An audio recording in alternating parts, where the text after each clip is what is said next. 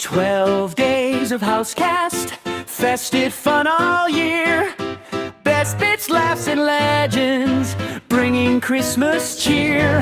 So press play and join us, you know what we're about. Stories, banter, magic, up the house, let's shout! Welcome to Stories with Stan.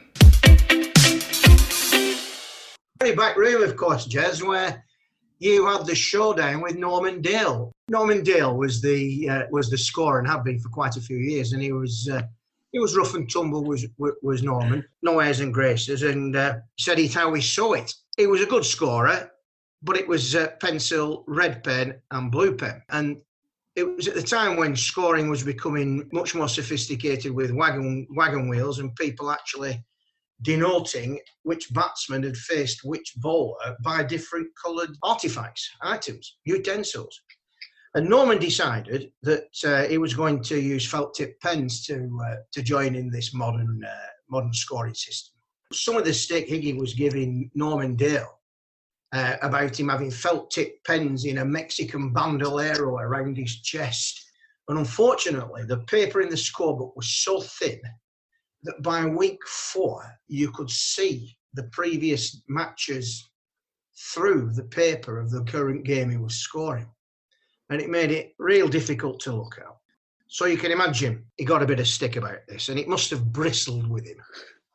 Because we're in the bar afterwards, and Jez was only a kid at the time. You might have been 19, Jez, I don't know, but back comes the second 11.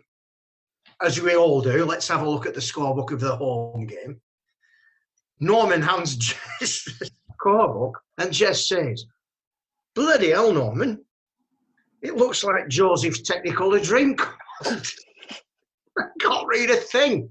At which point, Norman absolutely blows his stack and comes out with the old fallback comment, "If you can do any effing better, you effing do it."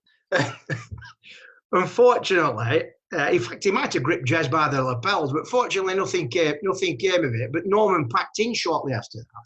So Jez was always referred to as the man that drove Norman Dale out of town in a great Wild West fashion.